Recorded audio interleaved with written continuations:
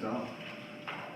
Good afternoon and welcome to our National Safe Work Month presentation on heat and work injury. So my name is Martin Campbell. I'm the relatively new Executive Director in charge of Safe Work Assessment, and very pleased to be invited to have a speaking part of a small one today. So just some quick housekeeping rules before we go ahead. So firstly, just like to acknowledge that the land we meet on today is that of the Ghana people, and respect their spiritual relationship with their land and their country. And also, if we have an emergency, we'll head straight down the stairs out front doors to the outside, or follow one of the safe work team, and they'll take us to safety. No smoking inside the building, please. Not many people smoke these days, but there's still a few. And just make sure our phones are on silent if possible. Okay, so with that, I just want to introduce our three speakers today. So we have Professor Dino Pisaniello, who's on my right, your left, and also Blessing Varghese and Dr. Alana Hansen. So Dino is Professor at Adelaide University and Director of the Adelaide Exposure Science, the Occupational Environmental Hygiene Laboratory, and manages the OEH Consulting business, which is a business unit of Adelaide Research and Innovation. Hugely experienced within the field of occupational health and hygiene. Was one of my lecturers in my master's program a few years ago. I can't remember whether he was the one that failed me or not, but I'll be Googling that whilst he's talking. So with that, please welcome Dino, and looking forward to your presentation. Thank you very much.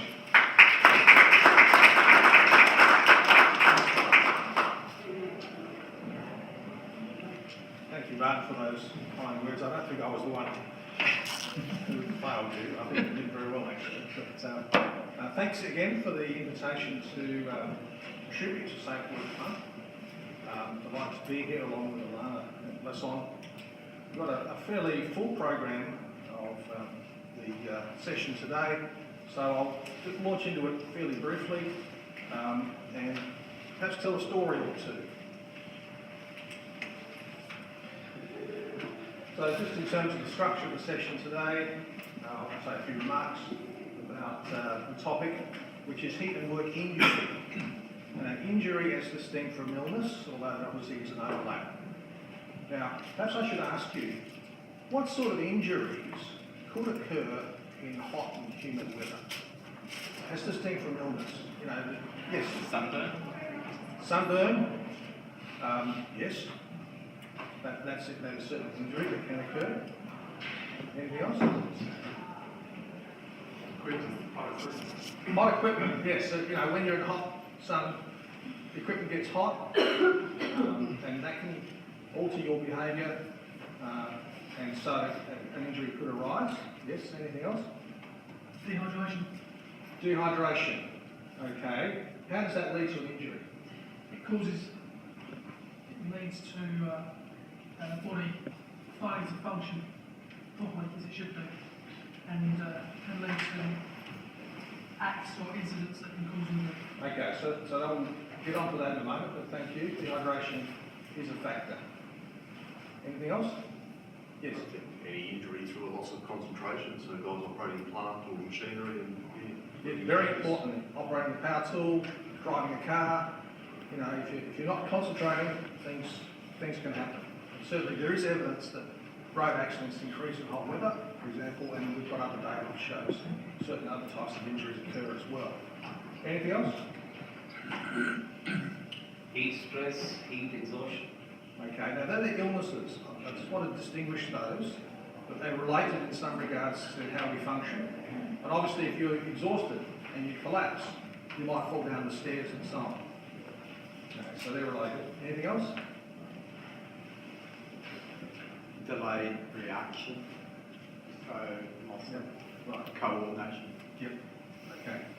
And the evidence for that goes back 20 or 30 years or more. Would brain swelling from hyponatremia be an injury?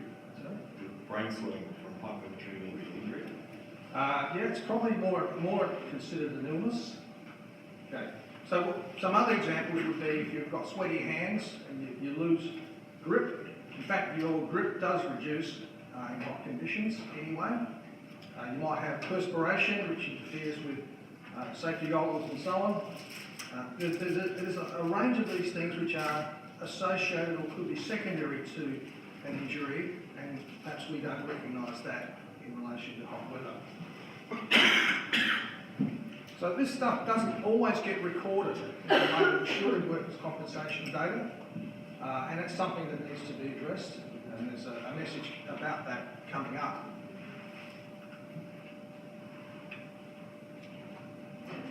So I just want to say also some headlines in relation to our research. Alana and Blesson will talk about the detail, but I just want to pre-warn you that there will be some messages here, and I think there should be.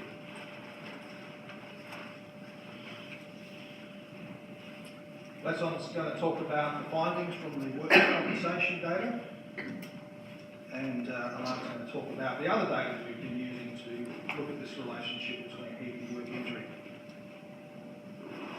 I want to come back again and perhaps show you a mobile phone app that you can use. It's free, and there's other resources that are available now, particularly from the Bureau of Meteorology, which may be important for you in relation to injury. And then hopefully some time for question and answer. Okay, now this diagram here, I'm going to have to talk with my head that way, if that's all right. This is a little bit of a complicated diagram, but it does explain the relationships. How does heat ultimately lead to injury? Now, there are 6 factors that relate to the work environment and the work itself, which are important for heat stress. These are environmental factors such as the temperature, the outside air temperature, if you like, the radiant temperature, which is from hot surfaces, air speed, and humidity. Now, they're 4 factors that can work together or almost independently to create a heat problem. Which of those 4 do you think is likely to kill somebody? Just repeat them again: air temperature, radiant temperature, air speed, and humidity. Which of those 4 do you think is capable of killing somebody?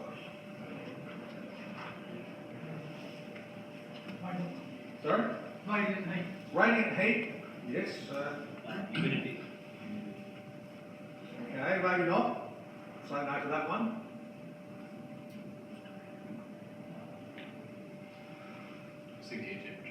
Air temperature. Right, so the temperatures, radiant temperature, air temperature, high enough will kill people. Right? That's pretty obvious. And that's probably some justification to the approach that unions have taken and industrial relations people have taken to manage, to some extent, this problem of illness in particular. So let's not forget about temperature. They're the ones that are reported by the Bureau of Meteorology. Radiant temperature, that's a local thing. But certainly the Bureau of Meteorology will talk about temperature. The other 2 important factors relate to clothing and work rate. Do you think clothing is capable of killing you? Could be. What sort of clothing?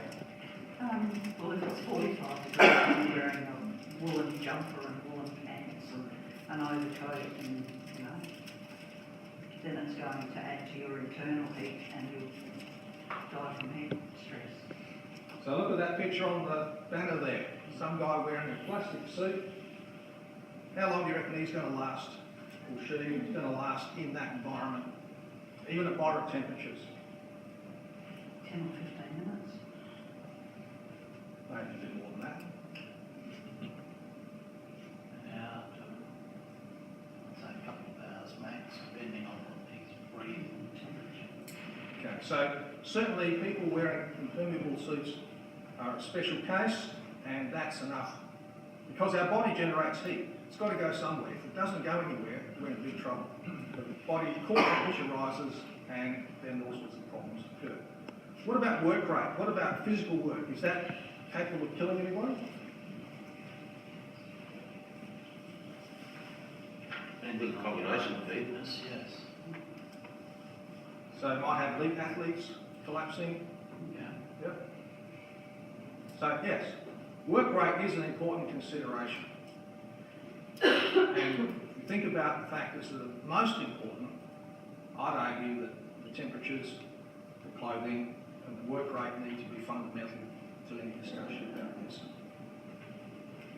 Okay, so here's the story. Take this overall framework and break it down to what we're talking about. So we need to classify any occupational health problem in terms of work, worker, and work environment. Okay? So if we think about the work, you're doing a physically demanding task. You're wearing clothing of a certain type, or PPE. That's going to contribute to heat stress. So you're generating heat, you're not dispersing it. Work environment, external factors, temperature, humidity, confined space. What's the problem with the confined space? Limited airflow. Sorry? Limited airflow. So Limited airflow, could have radiant heat, could have all sorts of things magnified. You heard about that death of Marcus Wilson in the roof space some years ago. Putting in insulation, certainly when you talk about confined spaces, protective clothing of a certain type, you've got a big problem, or potentially got a big problem. So this contributes to what we call heat stress. Okay? Now there's one more factor to consider here. It's the worker. If you're in a situation where you've got plastic suits, confined spaces, extremes of temperature, you need to pay careful consideration to the worker, because the worker may not cope under those extreme environments. And climatisation is an important factor. Hydration, we've already seen, is an important factor. Whether the person's actually suffered a heat illness in the past is an important consideration. That's the question that should be asked. The net result of long labour is called heat strain. Okay, you with me so far? This is common thinking in relation to heat stress. So then we can break down the heat strain into two ways. One is a physiological response. So we start sweating, blood vessels dilate, and then you've got other things going on, like the productivity, loss of concentration. And on the other side, you've got the behavioural things. People less likely to wear their personal protective equipment because it's uncomfortable. They change their behaviour, and so on. Now, all of this leads to a condition which is effectively reduced capacity and increased susceptibility. I won't go into the detail here, but this is where the injury problem starts. When you've got decreased capacity, for whatever reason, and increased susceptibility, and then combine that with other hazards, like, for example, mechanical equipment, climbing a ladder, working with electricity, working with chemicals. That interaction is what gives rise to this bit on the right, which is a physical injury. And that's the bit that's often been ignored in our system so far. It may be bigger than the heat illness problem, but we haven't really explored it, and that's going to be the discussion. Heat illness leading to exhaustion and heat stroke is obviously extremely important, but let's think about the injury side of it. And when you look at the epidemiology or distribution of injuries systematically, if you find some things that don't always, are not only expected when we're talking about heat stress. So our research stems from some support we received from Safe Work SA a number of years ago, being able to access through workers' compensation data. By looking at workers' compensation data and matching that with temperatures, we were able to see what the relationships were. And the second part of this research, which involves a number of universities, Safe Work SA, and also Safe Work Australia, and the health department, we're asking people to participate in surveys to understand their work practices, their experiences, and so on. And there's some stuff that Blesson's going to hand out, which are forms online. They're paper-based. We invite you to contribute to that online survey. That's a national survey. Part 3 of this is talking to workers who've experienced an injury or illness, if you like, that relates to hot conditions. There's a story behind that. And then we're going to bring it all together as part of a national workshop and try to provide more practical guidance on injury prevention. That's the project, and Les on will talk about some of the progress in that in this session.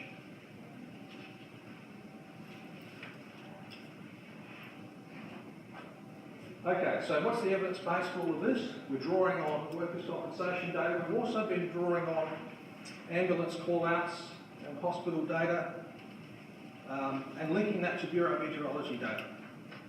Now that's not something that's normally done. We've been doing that as part of research, and that's what gives us the insight, if you like, which we will describe later.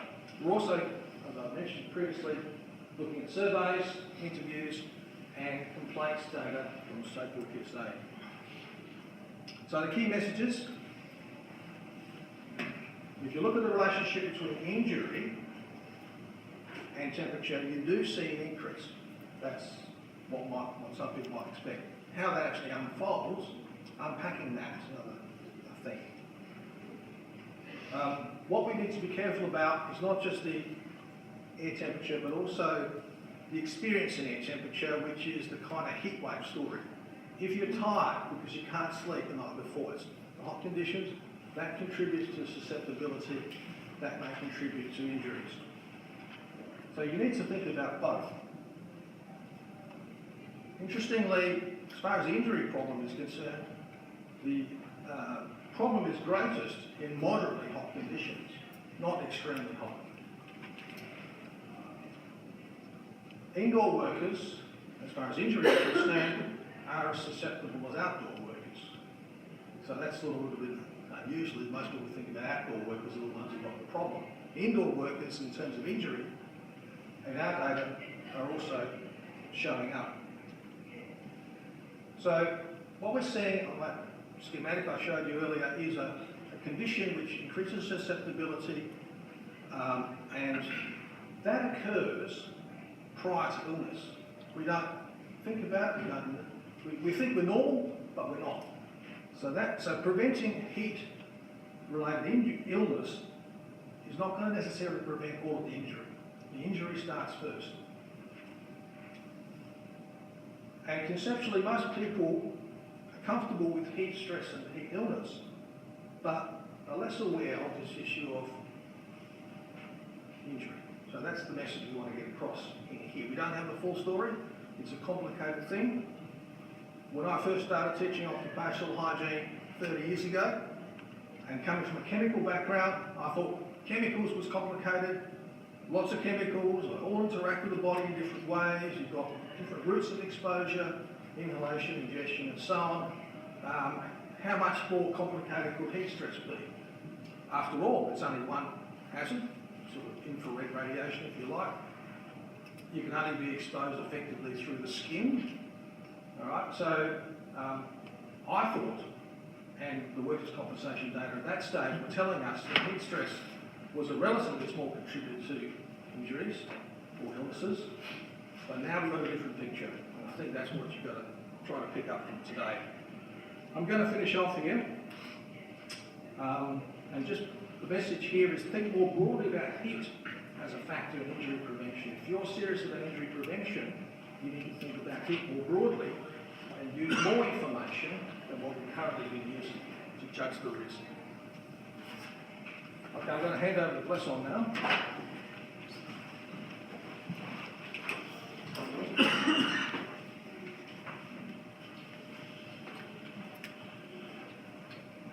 Hi everyone, I'm Blesson Burgess. I'm a PhD student at the University of Adelaide. As Dino had already mentioned, that I'm going to talk about the research findings as part of my PhD. So we're going to look at both the effects of the daily maximum temperature as well as the heat waves, which are the several days of very high temperature. So in the first study, we aimed to examine the relationship between ambient temperatures, so that's heat as well as work-related injuries, and we also aimed to identify which workers are vulnerable by industry and the types of injuries that actually happen during heat. So what we did was we did our study in Adelaide metropolitan area, which was defined by postcodes. And the study design is a bit complicated. It's called the case crossover, which I'll explain with this diagram here. So our main outcome of interest was the work injury. So we look at the temperature on the day of the injury, and we compare that to the other days of the week in terms of the temperature. So we're looking at cases versus controls, so looking at how they may actually vary with the temperature. And in regards to the data sources, we used the return to work essay, workers' compensation claims data for the past 10 years, which we merged with the Bureau of Meteorology's weather data for the same time period. So I'm not going to go into much detail onto the statistical part of it. I'll just say that we estimated percentage increase of risk of injury as compared to optimal temperature. So the optimal temperature was when the injury risk was low or minimum, and then we estimated the percentage of increased risk for injuries at moderate heat and extreme heat as well.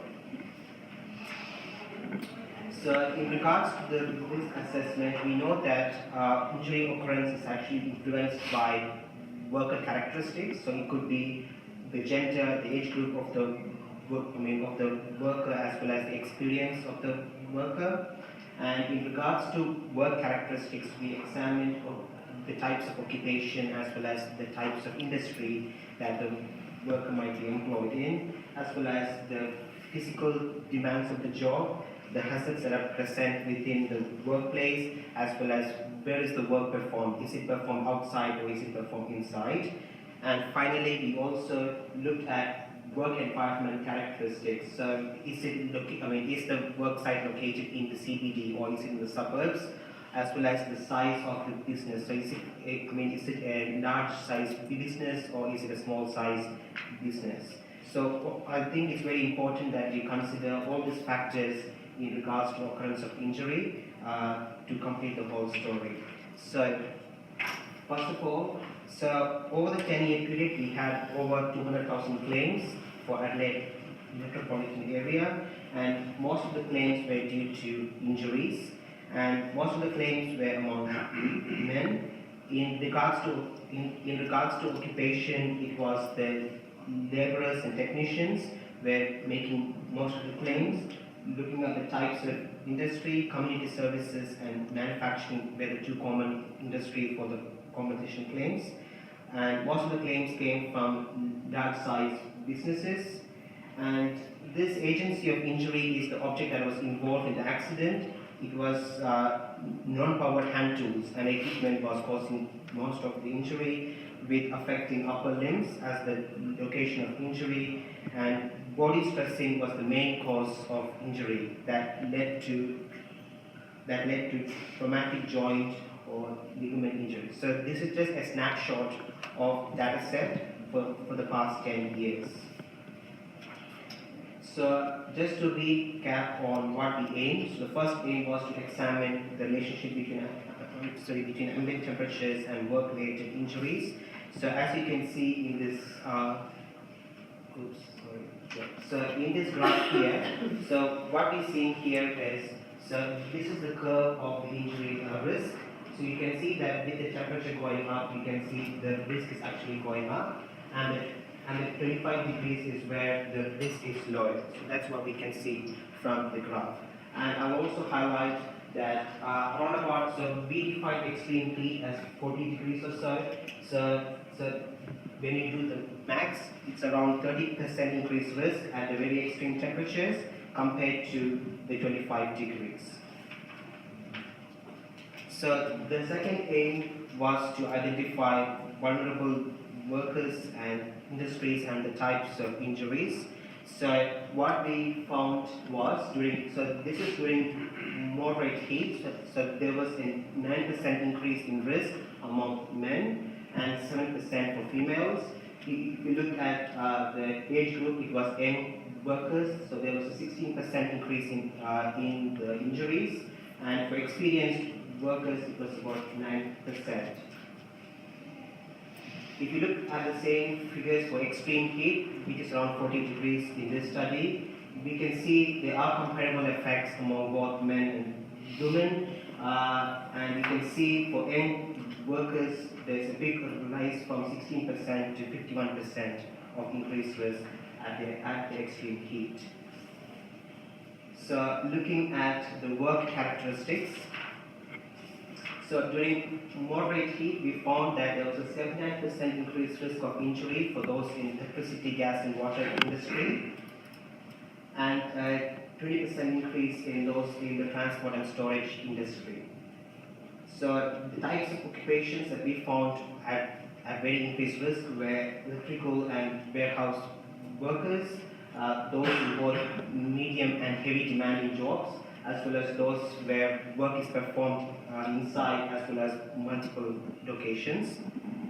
And if you look at the same results for extreme heat, so if you look at electricity, gas and water, it's almost 9 times increased risk during extreme heat, and 4 times for agriculture, forestry and fishing. And you can see the increase of risk for the different industries. So if you look at those that we think who work indoors, for example, community services, they still have a 20% increase of injuries during extreme heat. And looking at the type of occupations, so it was the food service workers as well as cleaners that we found had increased risk during extreme heat, as well as those engaged in medium demanding jobs. So looking at the work environment characteristics, so work sites located in the CBD as well as the inner suburbs, so those are the postcodes that we use to define those sites, where both at risk during both moderate and extreme heat. And in terms of business size, we found it was the medium and the large size businesses, so both at moderate and extreme heat. So looking at the injury characteristics, so the first one is looking at the area of the body that's most affected. So upper limbs, 11% increased risk during moderate heat and 33% during extreme heat. Then the next one is lower limbs, almost the same as the upper limbs, and systemic locations is your circulatory system, your nervous system, and there was almost like 2 times the risk during extreme heat. So you can see 168% increase of injuries actually happening in those locations. So looking at objects that were involved in the injuries during moderate heat, we found it was the non-powered hand tool. So like those were the objects that was most involved in accidents. And if you look at extreme heat, it was the power tools and appliances. So 66% increased risk of injuries as well as machinery during extreme heat. So looking at the cause of the injury, so we found there was a 39% increased risk of injuries from heat and electricity during moderate heat, followed by chemicals and other substances. And the same figure for extreme heat, you can see there was almost a 2 times increased risk for vehicle incidents, as we mentioned before, as well as almost 2 times for heat and electricity as well. So looking at the nature of injury, which is a type of injury that actually happens. So what we found, it was burns increased 32% during moderate heat, followed by fractures. The same figures in extreme heat, almost 2 times the risk for burns during extreme heat, followed by wounds, lacerations, and traumatic injuries. So in summary, from the first study, we found that there was a relationship between the daily temperature and the risk of injuries. And we identified 3 vulnerable subpopulations from the study was so both men and women are at risk, and experienced workers, both in outdoor and indoor industries were at risk, like specifically electricity, gas, and water, as well as the transport and storage industry, and both medium and heavy demanding occupations were also at risk, and workers even in regulated indoor climates were also at risk of an injury. And certain occupations that we identified as mentioned were people in warehouse environments as well as food service workers were at risk. So that's about the daily temperature. So what about heat waves? So what is a heat wave? So like normally the way how we define heat wave is a period of prolonged, unusual or very exceptionally hot weather.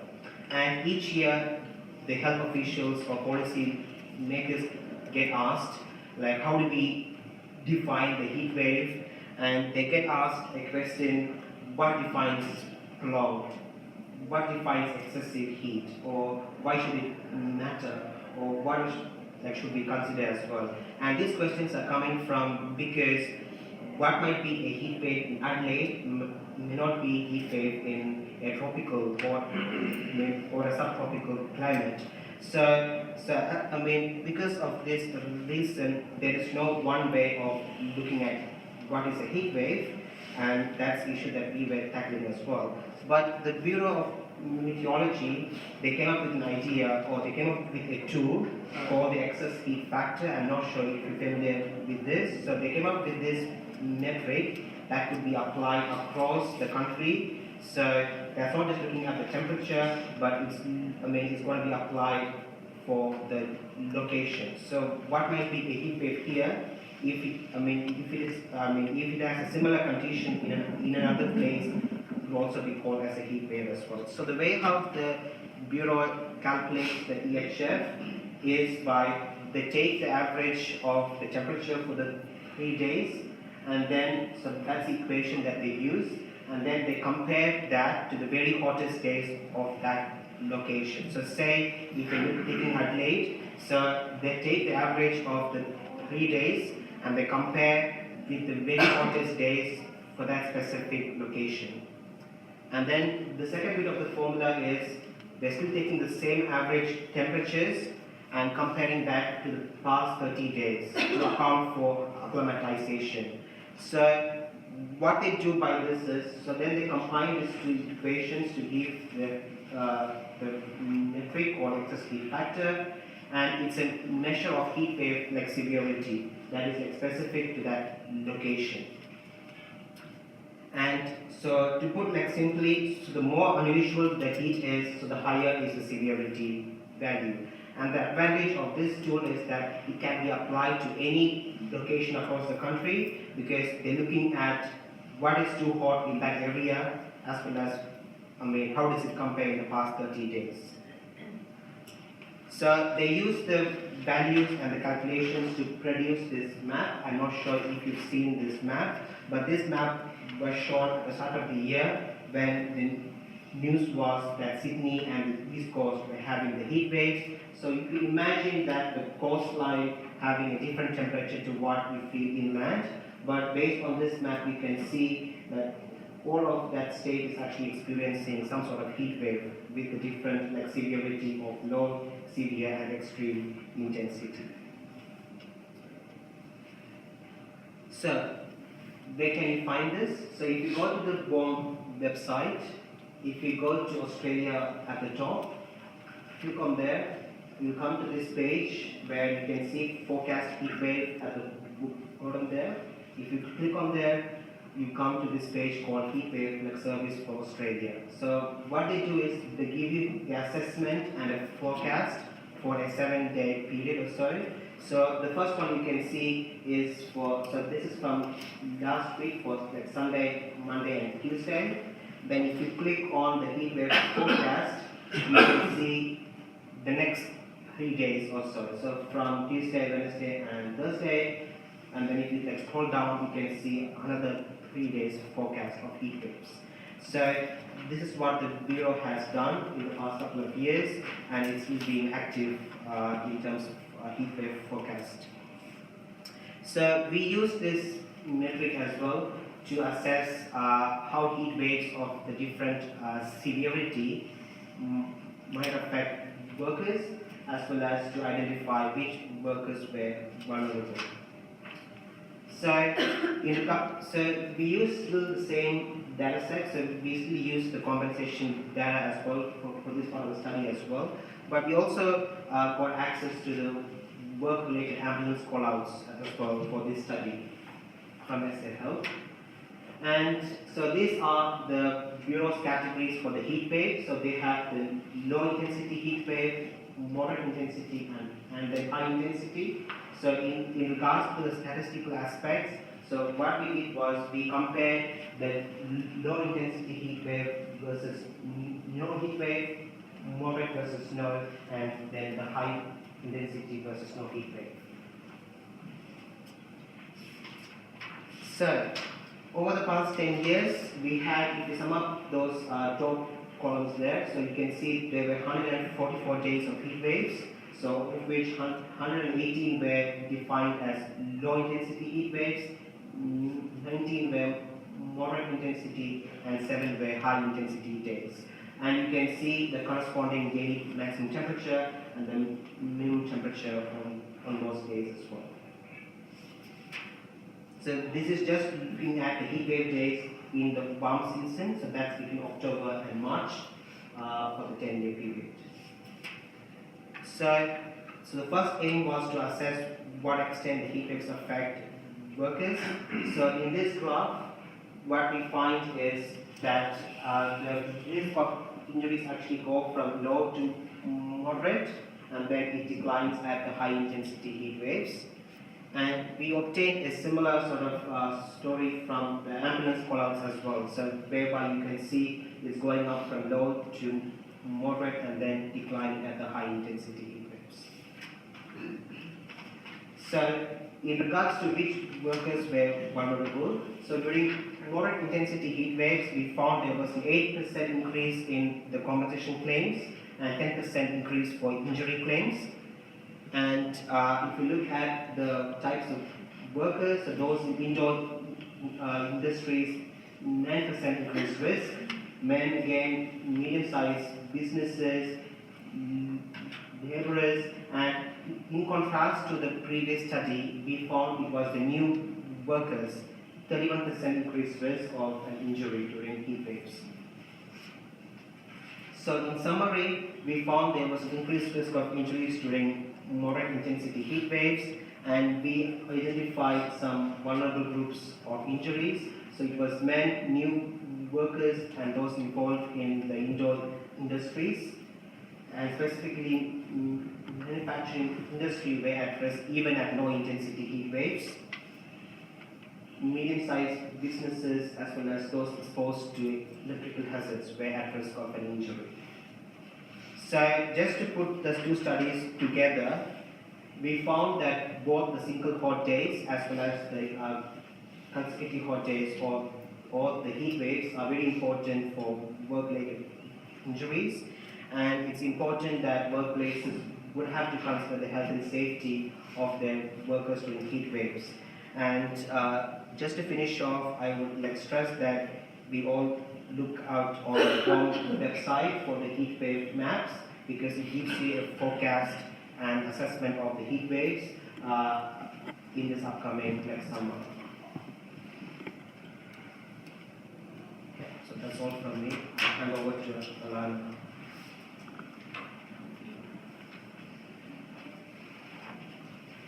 Thank you, Blessing. And I won't keep you very long. I'm sure you've got lots and lots of questions to ask of the presenters, and also for people from Safe Work SA who are here to answer your questions as well. So I'll just cover some other aspects of the research. Blessing has gone into the work that we've done looking at the statistical analysis of the workers' claims data, and but there's other aspects to this research as well. So we've talked about the aims of the study. in that we're looking to reduce the risk of these heat-induced injuries and looking at prevention. But as I said, in order to grasp the whole picture, we need to look at more than just the statistical analysis. We actually need to talk to people to find out their experiences. So, and also survey people as well. So we've done some surveys and we've done some interviews with people, and this work is continuing. And we've also, as another aspect of this work, we've actually looked at the telephone calls that Safe Work SA has received about heat in the workplace, and looked at what those people have said. So the surveys, this study has a website and the link is up there. If you click on this website, it will take you to more details about the research that we're doing, and it will take you to the link for the surveys. So the surveys, we actually have some hard copies here if you don't want to go to the website. So there are actually 3 different surveys that we have going. First of all, we have the surveys for health and safety professionals. So if anybody here fits into that category, that's survey A, that's over there. And we also have surveys for health and safety reps. So they're also there on the table if you want to complete them. So they're very similar to the other survey, but there's some specific questions that apply for people in specific workplaces. So that's the survey A and survey B. So there's also a third one for workers to comment on. And that's a very brief survey, and it only really asks a few demographic questions and 2 main questions about their work experiences. So these are the things that are covered in both survey A and survey B. It only takes about 15 to 20 minutes. We ask a few questions about the demographics and go on to details of the injuries and prevention, what people think about prevention. What about training? That's very important, of course, for training new workers. We ask about policies and guidelines, and are there any barriers to implementing these policies? And what about productivity? Dino mentioned briefly that people working in hot conditions can't work as fast as those who are working in other conditions. So we're very interested in this productivity loss aspect in this research, and that's only available in survey B. So survey C, as I mentioned, is a very quick survey, and in 5 minutes it'll take you, and just to detail your experiences of working in hot conditions and injuries that you may know of that have occurred, and what about prevention. So to date, and this was as of last week, we've had about 177 responses to survey A, to survey B about 147, and to the third survey about 70. So these are the interesting findings that are coming through, and these haven't been published yet. These are just in draft form, so they haven't been peer reviewed or anything, but just thought you'd be interested in just some of the aspects that are coming out of this survey work. The health and safety professionals thought that there should be more heat stress training for workers, that the health and safety reps had a different view that outdoor work should cease if temperatures are extreme, and that happens in a lot of places that we know of. But there are some barriers, and both surveys are identifying that there's a lack of awareness by workers that heat can be associated with ill health and injury. People just aren't aware that heat can be a real hazard, just like any other type of exposure. There seems to be a lack of awareness by supervisors of heat hazards. There are management concerns about productivity loss. So if a supervisor is asked by a worker, look, could I slow down, could I stop work, could I take another break? This productivity loss issue really comes to the fore. There can be a lack of management commitment to protect health and safety. This is coming from survey B, and also from survey B there's a lack of training in workers about heat stress in particular. So we also have interviews, and we're very keen to hear from anybody who wants to participate in this research and tell us about their experiences. So also on that website link, there's details there about how to contact us, and we'll get back to you about the interviews. They only take about 30 minutes or so, and we'll just ask about particular details of any injuries that have occurred and mention aspects that you might think are important. So these interviews are confidential and they're recorded. We can do it by telephone, or we can do it face to face, and this just covers the type of questions that we'll ask, and that we're very interested in hearing from people who may have had incidents or injuries occurring in hot weather. So another aspect of this research, which we didn't actually intend in the beginning to take into account, has actually turned out to be very interesting, and that's from Sacred SA, and about the information that they receive on their health centre when people telephone in, and we've been able to look at some of this information that particularly relates to heat.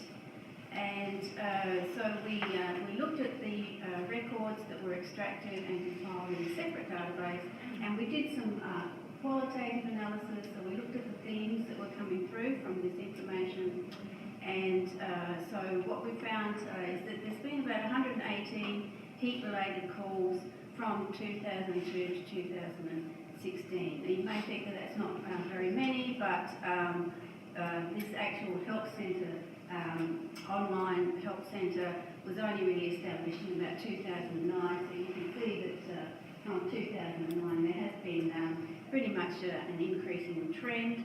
2009 was a very hot year that you may recall, so there was a lot of callers to the helpline in that year. And most of these calls that we found have been lodged during January, which I found a little bit surprising actually, because a lot of people take their holidays in January, but obviously there are a lot of workers working in hot conditions as well in January. So what we found is that there are three main themes I've identified: the work environment and health effects and organisational issues. So regarding the work environment, this theme of indoor work is coming through again, which we're finding really interesting. And some of these indoor workplaces include places like stores and warehouses and kitchens, factories and so on. And people are saying that the air conditioning, if there is air conditioning at all, that's often not working properly, it hasn't been turned on, or there's cost-saving factors that are being considered. Somebody actually said that the thermometer in the shed where they were working was reading 55 degrees, and another one, the person who was working in the kitchen said that it was between 60 and 70 degrees. So these are the type of conditions that people are working in, and of course this is going to have an impact on their health. So the health effects that were mentioned by people included just minor ones, that they're feeling really tired and distressed and pale, and they're getting headaches, and there's more serious ones as well, and there were incidents of people being hospitalised and ambulances being called and so on. So the organisational issues that were mentioned included that people were required to work very long hours in the heat, and if they were asked for extra breaks, these could be denied. And there was actually someone who even said that there was a bonus incentive if people kept working. There was an instance of somebody, a health and safety rep, who was actually temporarily suspended for making a report. And people seem to be often encouraged to just keep working through. Interestingly, some people said that there was no drinking water supplied by the employer or no PPE provided by the employer, particularly in terms of sun exposure, so they had to supply their own hats and sunscreen and so on. So it really kind of raises the question about whose responsibility is this? Is it the worker's responsibility or is it the employer's responsibility? So that's something that we're finding really interesting. And other people said that there were no hot weather policies, or if there were policies, sometimes they weren't actually put in place. And there's a take-home messages from the whole of this research, I guess, just bringing it all together, is that firstly the research is ongoing. We're going to keep this going until the end of summer next year, because we're really interested in getting as much information as we can to get this whole complete picture about what's going on. And it's not just South Australia, where this is a national study, so we have colleagues in Victoria and Western Australia and Queensland who are also contributing, and we're very keen to hear from industries in those states. So the early findings, just to summarise, that there is a focus coming out about indoor workers. That doesn't say that outdoor workers are not at risk, but indoor workers are as well. So it's not just when temperatures are extreme, but it's also during heat waves, and there's the link there to that lesson he was talking about the meteorology heat wave service. And it's also becoming clear that there is a very important relationship here between the supervisor and the worker, particularly when it comes to hot environments. So we'll be holding a stakeholder workshop in September next year, and we'll be pulling all this information together, and maybe some of you might actually be interested in attending that workshop, and we'll get information about that to Safe Work SA. Just finally, I'd just like to stress that this research is very reliant on input from people in the workforce and from industry, so we'd be really interested to hear from anybody if they think that they can contribute to this research. And that's the website there. So that's the end of my presentation, so I'll just hand this back to Dino, and he'll talk about risk assessment, which of course is very important when we're talking about any exposure and particularly. Thanks, Alana. Quick questions. Who's heard of the Bureau of Meteorology Heatwave Service? Put up your hand if you've seen it before. All right, so I presume the rest of you haven't had a look. Okay, I think it's definitely worthwhile having a look at that. The Bureau of Meteorology heatwave predictions, as they do come up in our statistics as being important predictors of injury. What about mobile phone apps for heat stress prevention of heat illness? Who's seen a mobile phone app? You have. You've seen one? Did you say which one is it? I'm sorry, but maybe the BOM or it's white weather. I'm sure people at work use white weather too. Willy weather or Willy weather app that gives them when heat stress. Okay. Can I just say that the Australian Institute of Occupational Hygienists, which is a professional body of people working to prevent heat, illness and so on, as well as other hazards, chemicals and noise and whatnot, they've had this guidance material for a number of years now. It's the Guide to Managing Heat Stress, and it's been developed for the Australian environment. The Australian environment is different from other countries, and so the Australian Institute of Occupational Hygienists has developed this guide. Out of that has come a risk assessment tool. Now there's a lot of these sorts of things around, but on the Queensland Workplace Health and Safety website you'll find an online tool that incorporates some of this guidance. And there's also a mobile phone app which I'm going to show you now if it works. So I'll just see if I can get this to do what it's supposed to do. So I'll just disappear by looks of it. There we go.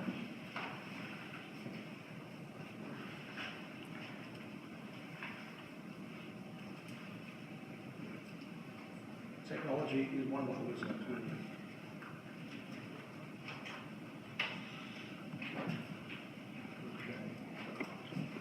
What I'm trying to do is display on my mobile phone to you on the screen.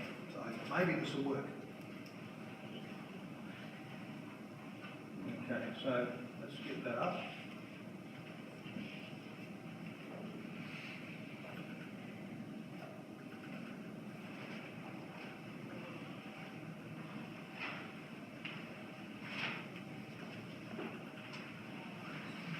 of the questions that are in this booklet on a mobile phone app. So it asks you certain things. So I'll just run through what they are, because it's obviously defeated by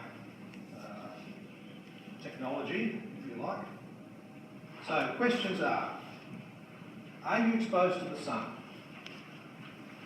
Okay. Are you exposed to hot surfaces? For how long are you exposed? Are you in a confined space? How complex is the task? Do you have to climb up and down stairs?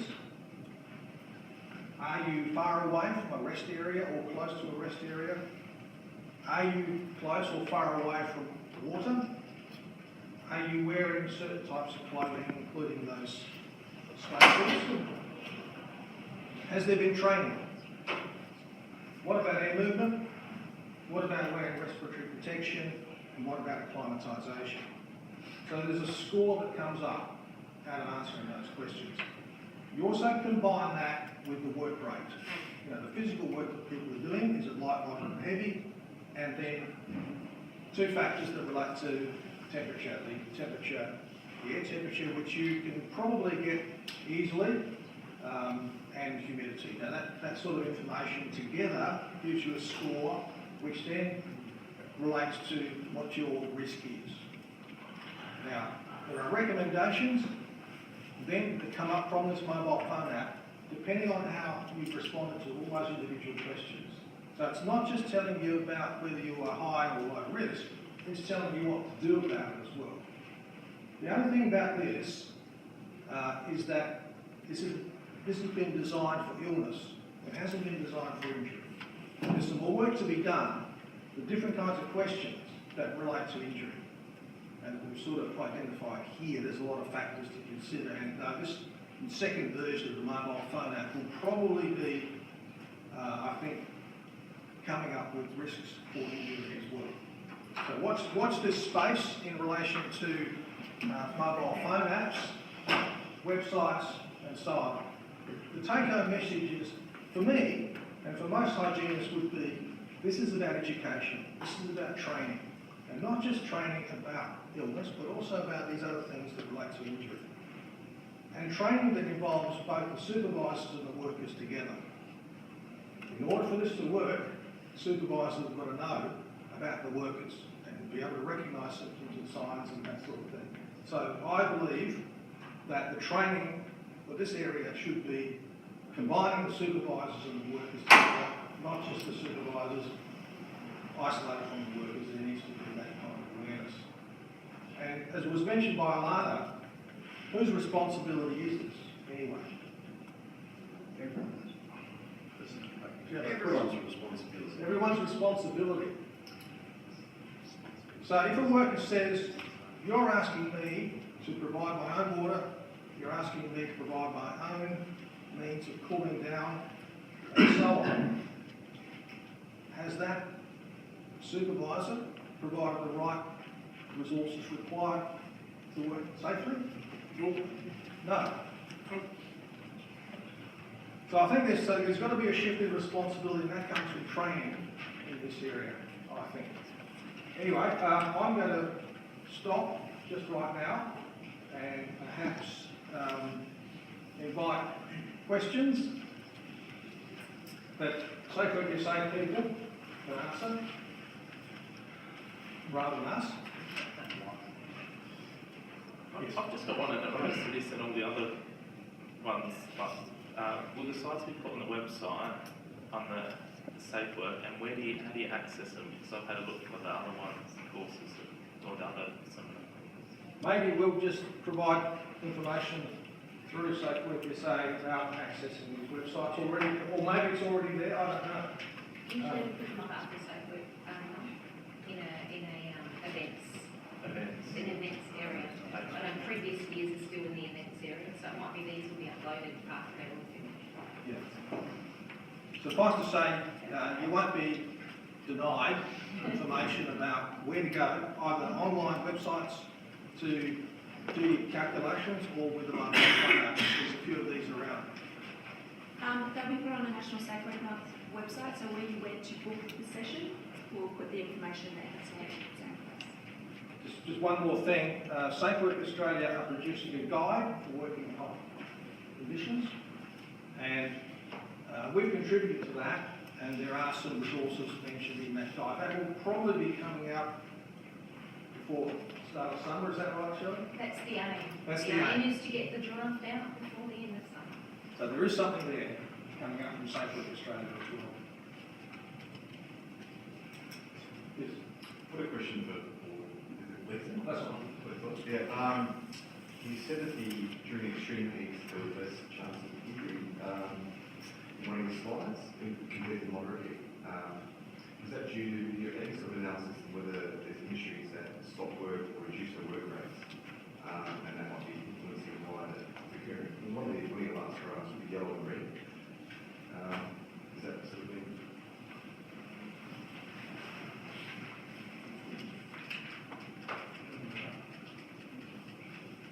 So I think I said that there was increased risk at extreme heat, isn't it? 30% increase. So these slides here. So Oh, this one here. Oh, okay, yeah. So this one, okay. So we won't be able to say. I mean, like we won't say like there's no risk at the high intensity, because if you remember, we only had like 7 days or so in the high intensity area. So it could be a statistical issue whereby we're not actually seeing that increase, or it could be a suggestion that people actually like stopping work in those very high intensity sort of like heat wave days.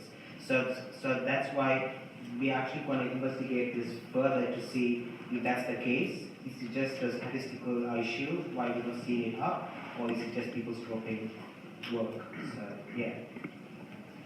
So we'll be bringing in Queensland data, West Australian data, and Victorian data to South Australian data, and hopefully be able to answer that with about 5 times more power. Yeah. My question goes to this area too. Is within your scope, are you considering the temperature range rise? So a range where the temperature starts at the beginning of the day, say 5 degrees, rises to 25, 26, which would be sort of moderate to medium, as opposed to days where the temperature may only rise 5 to 6, 7 degrees. Is that considered within your statistical analysis? That's a good question, but for the purposes of this study, we just used the daily maximum temperature, so we haven't considered the range of temperatures as you mentioned. It could vary from days, isn't Not it? in the scope. Yeah, but not for this. We haven't thought about that as well. There's a few things that we're not going to pick up in our analysis.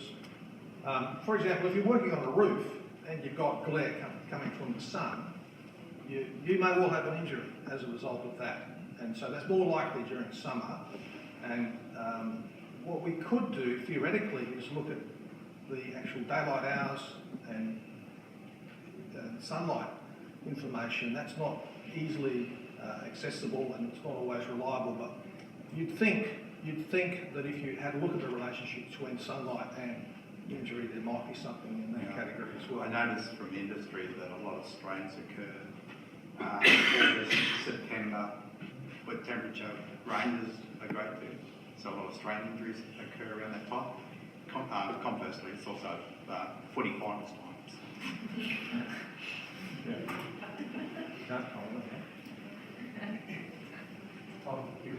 Just add to one of those previous answers. We did quite a number of surveys out on mainly with road workers last summer, looking at not just what sort of conditions are occurring, but at the time when people log off. And we found most of the crews we went out to see just on their own volition, they were actually logging off around the 39, 40 degree mark. And that was based on about 15 crews we looked at. So there's no law to say when they have to log off. Some of them may have an EB agreement where they log off only 36 degrees. But by and large, it was about that point, just slightly below 40 degrees, where they all tend to log off on their own accord. So I wonder if that may be contributing to the lower green dot on the screen as well. With your increase in injuries in January, could it be due to the Christmas New Year shutdown for a lot of the industries, where they're coming back and they're not acclimatised anymore to their work, and they're experiencing the high temperatures of January. Acclimatisation is relevant, and so there's no doubt about that. There may be new workers as well. There's a range of considerations there depending on the industry, but look, it's possible, and the approach that we've adopted is called a case crossover analysis, and you want to just explain that one again, so to just allow for that possibility of fewer workers, for example, and the conditions that might apply when going back to work. Yeah, so with the case crossover, it's very like statistical explanation, but with this study design, what we're trying to look at is, what we're trying to look at is that we compare the cases on a particular day, and we look at the temperature on that day compared to the other days of the week. So we're actually adjusting for confounding factors such as the amount of people working in those days, and we also are actually adjusting for public holidays and things like that as well. So when we did our analysis, we adjusted for public holidays to account for people taking leaves and going on, things like that as well. So that's been considered.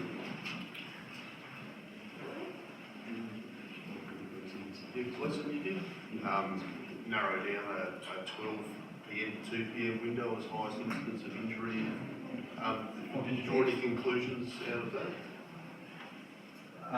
So that is using the time of the injury when it actually happened. So I guess like that would be the very hottest part of the day, when injuries could actually happen on those days. Yeah, well, the reason I ask is I guess that's probably in a period of highest alertness as well, sort of around that 3 o'clock mark as well. So they seem to conflict a little bit if we've got people that are at their most alert but getting injured at the same time. So I don't know if there's anything wrong with that. I think we're just really scratching the surface here. I think there's a lot of work that needs to be done just to tease out. But having the records and workers' compensation data and information relating to injuries is a starting point for us to then say, okay, these groups are more likely, or these injuries are more likely, and this industry is more likely. So that's often where we start from. We don't get that from personal experience. It's only really by scanning a whole lot of data that you get to uncover that. But there's more work that needs to be done in that area at the lower levels. Just to expand on that, I had a situation looking after a factory, and with the high heat, you're right that people are usually more alert at 3 o'clock in the afternoon, but after a few days, from lack of sleep, they don't get a good night's sleep, they come into work, and they're fatigued before they even start. So at 2 o'clock, they're actually hitting the wall. So, that snapshot you've got is fairly realistic. So we actually changed start times and stuff to accommodate for that in the extra hot weather. So you're right, it conflicts, but there's a reason for it. Yeah, it's just what for the valley of the siesta, doesn't it, in the middle of the day? Well, it does. Well, I'm glad to hear that actually, because that's a message out of this. The heat wave data, the excess heat factor does take that into account, which you don't get from just the maximum temperature. Yeah, it's the one period, like during really high heat, it's the one period of work where we found that productivity is better as a night shift as opposed to an afternoon shift. So if we run 2 shifts, we'll run a day shift which ends at 2 o'clock, and a night shift which is more productive than running day shift afternoon shift. That's the only time during our heat wave period. So,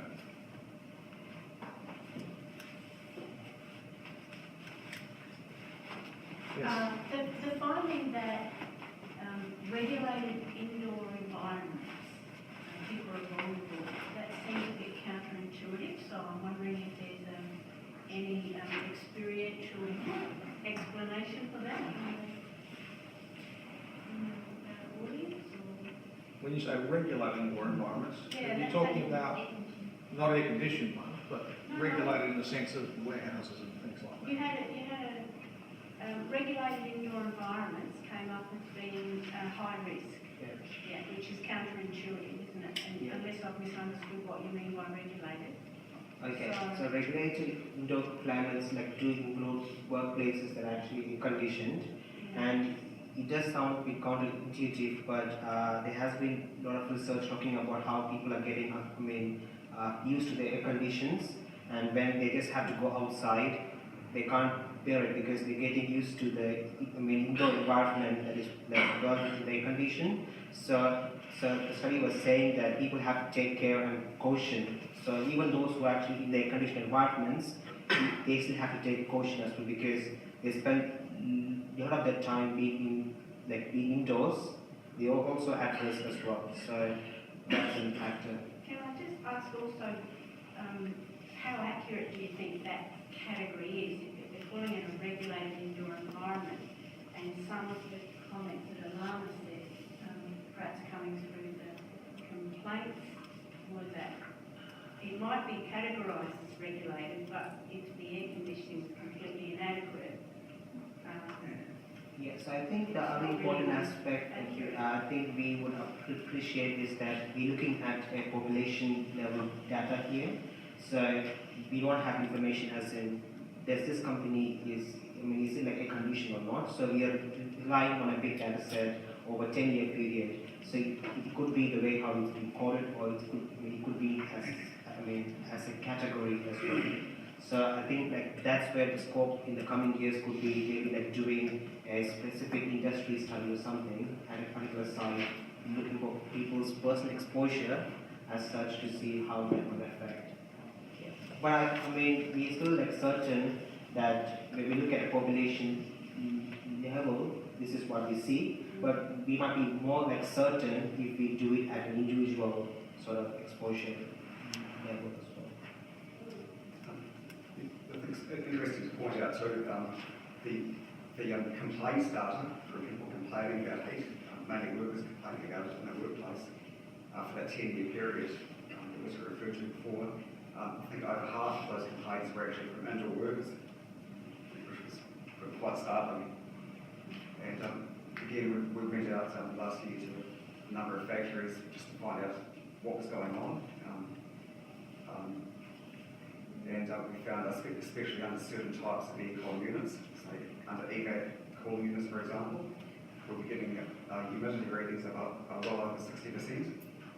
And the air temperature was only about 28 in those factories, but it was the humidity that was combining with the temps to really cause that.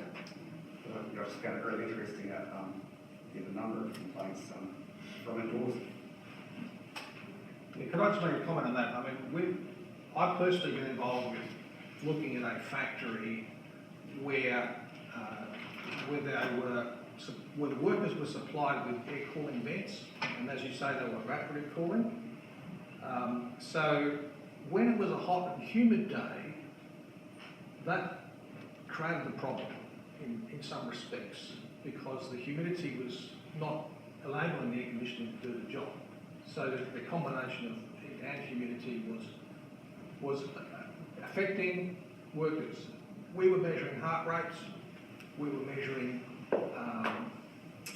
the comfort vote, what we call the comfort vote, we were measuring that.